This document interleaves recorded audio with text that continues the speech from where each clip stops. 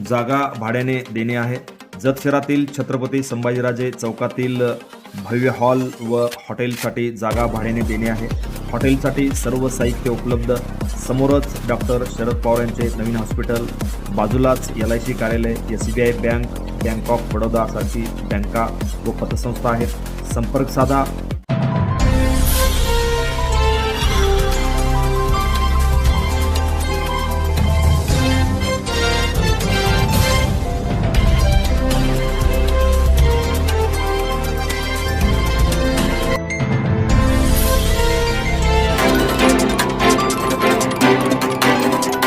इथं व्याख्यान परवा झालेलं आहे ऑलरेडी आणि महिलांसाठीचं होतं ते, आणि त्यावेळी अनेक विषय मांडले।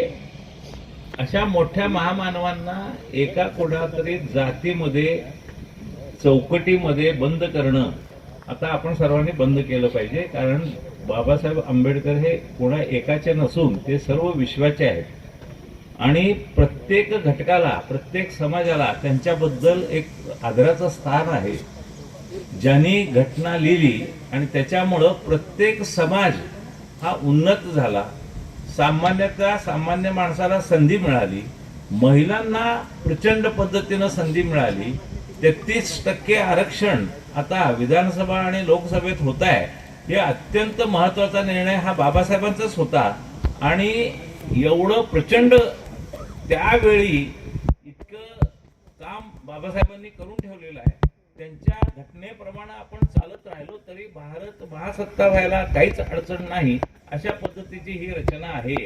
आता पंचायत समिती, जिल्हा परिषद, नगरपालिका सगळीकडे 50% पेक्षा जास्त 50% आरक्षण महिलांसाठी आहे आणि हळूहळू हे विधानसभा लोकसभेला झाल्यानंतर महिलांचा सहभाग वाढणं अत्यंत गरजेचं होतं आणि ते आता होताना दिसते।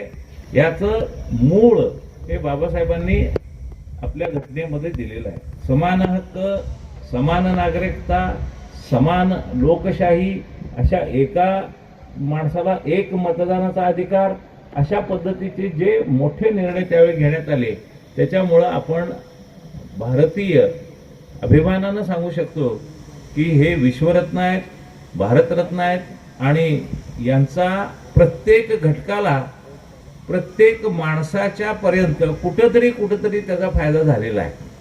म्हणजे आरक्षणाचा मुद्दा असू दे, त्या वेगवेगळ्या पद्धतीचा असू दे, ह्या पद्धतीनं सगळ्या पद्धतीनं बाबासाहेबांना एका चौकटीत नसून संपूर्ण विश्वामध्ये हे पसरलेले विचार आपण सर्वांनी पाळावा आणि मी या जयंतीनिमित्त सर्वांना मनापासून हार्दिक शुभेच्छा देतो। Press the bell icon on the YouTube app and never miss another update.